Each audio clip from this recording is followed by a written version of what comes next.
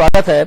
इस खास शो में हम आपको उन 5 बड़े सवालों से रूबरू कराते हैं जो देश में राजनीतिक और सामाजिक बहस का मुद्दा बने हुए हैं। वो सवाल जिन्हें समझना आपके लिए बेहद जरूरी है और जिनका जवाब आपको सीधी सपाट खबरें नहीं दे सकती। तो सबसे पहले देखिए वो 5 सवाल जो आज सुर्खियों में छाए हुए हैं। आज का पहला सवाल राजनीतिक और सामाजिक बहस का मुद्दा बने हुए हैं। वो सवाल जिन्हें समझना आपके लिए बेहद जरूरी है और जिनका जवाब आपको सीधी सपाट खबरें नहीं दे सकती। तो सबसे पहले देखिए वो 5 सवाल जो आज सुर्खियों में छाए हुए हैं।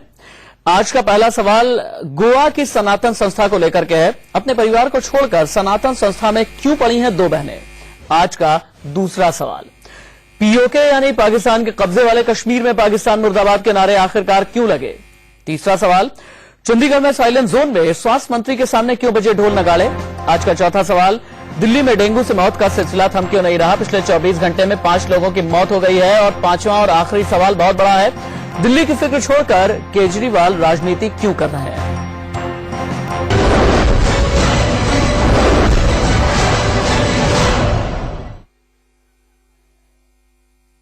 शुरुआत करते हैं। आज का पहला सवाल गोवा की सनातन संस्था से जुड़ा हुआ है। कहने को हिंदू धर्म का प्रचार प्रसार करने वाली यह संस्था गंभीर आरोपों से घिर गई है।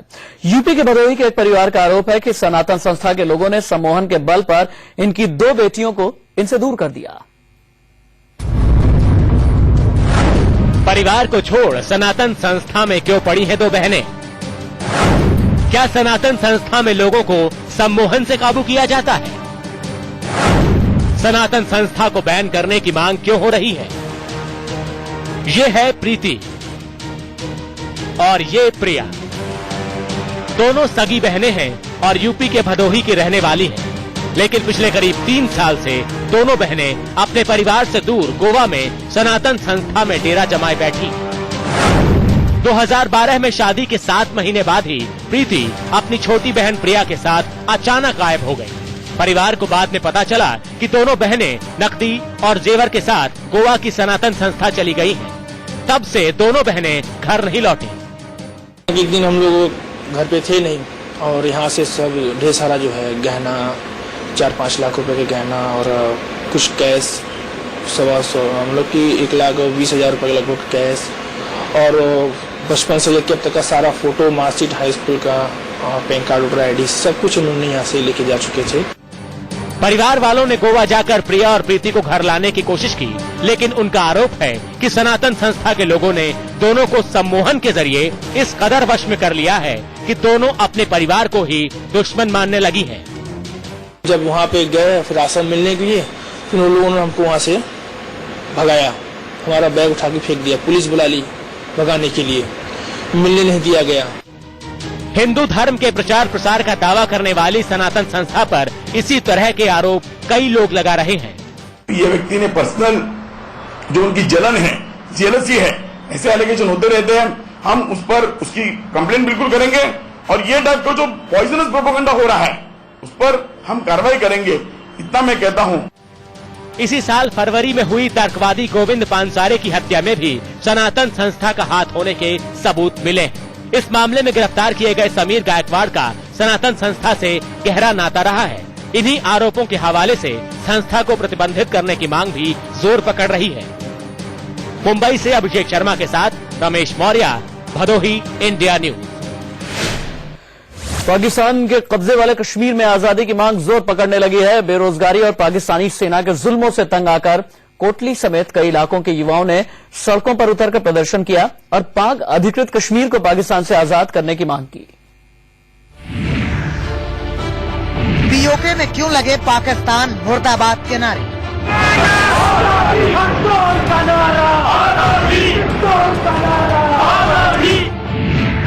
पाकिस्तान के खिलाफ क्यों फूटा पीओके के लोगों का गुस्सा।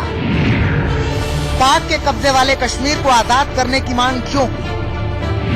क्या पाक के कब्जे वाले कश्मीर में पाक आर्मी करती है दरिंदगी। सोच के बोलो आजादी, तुम भी बोलो आजादी। हम सब क्या चाहते आजादी, हम सब क्या चाहते आजादी। पाकिस्तान से लेंगे आजादी। पाकिस्तान के खिलाफ ये नारेबाजी पाकिस्तान के कब्जे वाले कश्मीर के कोटली में हो रही है। कश्मीर की आजादी के नाम पर दुनिया की आंखों में धूल झोंकने वाले पाकिस्तान का सच सामने आ गया है। दरअसल सच ये है कि पाकिस्तान के कब्जे वाले कश्मीर के लोग उसके जुल्म सितम से तंग हैं और आजादी की मांग कर रहे हैं। आजाद कश्मीर किसी भी आयन और कानून के मुंह से पाकिस्तान का हिस्सा न था और न है। मैं पूछता हूँ यहाँ की इंतजामिया से, इस हुकूमत से, इन मुजाहिदों और चोरों से, इन ठेकेदारों से कि ये किस कानून के तहत यहाँ पर पाकिस्तान के परचम लहरा रहे हैं। पाकिस्तान ने धारा 74 के तहत जबरन कश्मीर पर कब्जा जमा रखा है। इसी कानून के तहत उसने कश्मीर काउंसिल बना रखा है, जिसके मुखिया नवाज शरीफ है, और उन्होंने काउंसिल में पाकिस्तान के पिट्ठू भर दिए हैं। ये गुंडा एक्ट इसलिए अपनाया गया कि हमारे मसाइल को लूटा जाए। 25 वो जो बेसिक जो सोर्स ऑफ इनकम के जरिए है, मदनियात हो गया, पानी हो गया, यहाँ के पहाड़ हो गए, इस एक्ट के जरिए वो हमारे मसाइल पर काबज है। और कश्मीर कौंसिल नाम का जो अदारा है वो सिर्फ हमें लूटने के लिए बनाया गया है। पाकिस्तान अपने कब्जे वाले कश्मीर से जंगल, पेड़, पहाड़ की लूट खुद तो मचा ही रहा है, उसने इस रास्ते चीन को आवाजाही की छूट दे रखी है। दूसरी तरफ यहाँ के नौजवान रोजगार के लिए तरस रहे हैं। भारत और पाकिस्तान के बीच में जम्मू कश्मीर को लेकर के कोई विषय है तो मात्र ये कि किस प्रकार पाक अधिकृत हिस्सा जो है प्रदेश जम्मू कश्मीर का, जिसमें पाक अधिकृत जम्मू कश्मीर भी शामिल है और गिलगित बाल्टिस्तान भी है, उसे पुनः भारत में शामिल किया जाए। अब पाकिस्तान के कब्जे वाले कश्मीर का सबसे खौफनाक सच सुनिए। यहाँ के लोगों की आवाज को दबाने के लिए पाकिस्तान ने यहाँ जिहादी कैंप बना दिए। जो कश्मीरी नौजवान इनमें शामिल नहीं होते उन्हें उठा लिया जाता है और फिर कभी उनका कोई अता पता नहीं चलता। वहाँ पर कोई डेमोक्रेसी नाम की चीज नहीं है, ह्यूमन राइट्स नाम की चीज नहीं है। वहाँ कोई भी व्यक्ति कभी भी ये अंदर हो जाएगा बिना किसी कारण के पीटा जाएगा या डिसअपियर हो जाएगा। यही वजह है कि ये लोग पाकिस्तान से आजादी की मांग कर रहे हैं। Bureau report, India news. केंद्रीय स्वास्थ्य मंत्री जेपी नड्डा का एक कार्यक्रम विवादों में घिरता जा रहा है। नड्डा चंडीगढ़ के पीजीआई में एक प्रोग्राम में पहुंचे थे, मगर यहां उनके स्वागत में नियमों की जमकर धज्जियां उड़ाई गईं। स्वास्थ्य मंत्री के सामने क्यों उड़ाई गई नियमों की धज्जियां? साइलेंट जोन में क्यों बजे ढोल नगाड़े? सब कुछ देखते हुए भी चुप क्यों रहे जेपी नड्डा? चमचमाती सफेद कार में नीली सदरी पहने स्वास्थ्य मंत्री जेपी नड्डा चंडीगढ़ पीजीआई पहुंचे तो उनका स्वागत इस अंदाज में किया गया।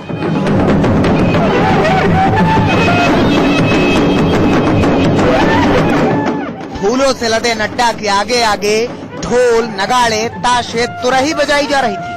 शाही अंदाज में फूलों से लदे स्वास्थ्य मंत्री भाव विभोर हुए आगे बढ़ रहे थे।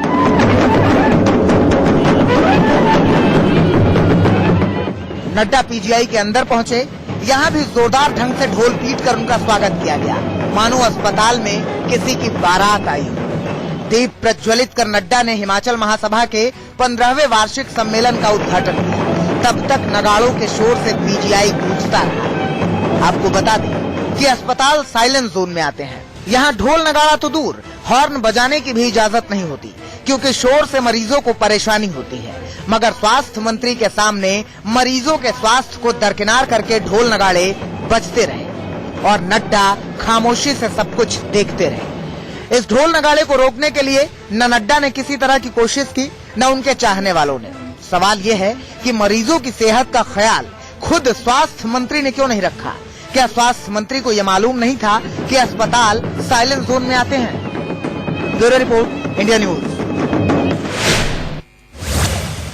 आगे बढ़ते हुए अब आज का चौथा सवाल। कहने को तो डेंगू का सीजन अब खत्म होने जा रहा है, लेकिन जाते जाते 24 घंटे के भीतर डेंगू ने 5 लोगों की जान ले ली।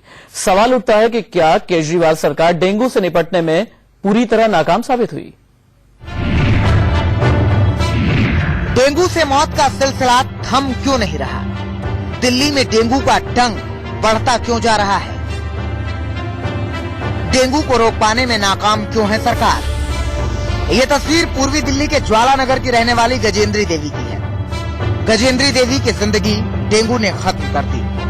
ब्लड देते रहे, 8 मतलब हमारे ब्लड दे चुके हैं हमारे बच्चे जो मिलजुल के कारण दिया। मतलब ये पता लगा क्या हुआ, क्या आ रहा है, रिपोर्ट बार आ रहे हैं, अभी प्लेट काम नहीं कर रही, प्लेट काम नहीं कर रही। गजेंद्री देवी का इलाज दयानंद अस्पताल में चल रहा था। इसी मोहल्ले में 22 साल की ललिता ने भी डेंगू से दम तोड़ दिया। ललिता बदायूं से दिल्ली अपने भाई के पास आई थी।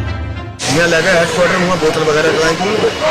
बोतल चढ़ाने के बाद उन्होंने कहा था दवाई ले जाओ कर ली। हम उनसे घर ले आए। घर लाने के बाद उन्हें तबीयत ज्यादा सवेरे सीरियस हुई थी। हम उनसे जनरल ले गए। जनरल में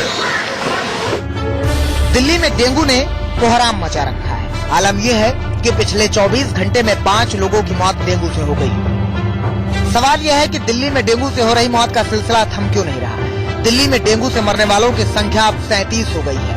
इस सीजन में अब तक 5000 से ज्यादा लोगों को डेंगू का डंक लगा।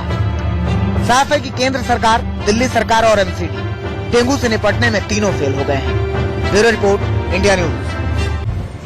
दिल्ली को छोड़कर राजनीति क्यों कर रहे हैं केजरीवाल?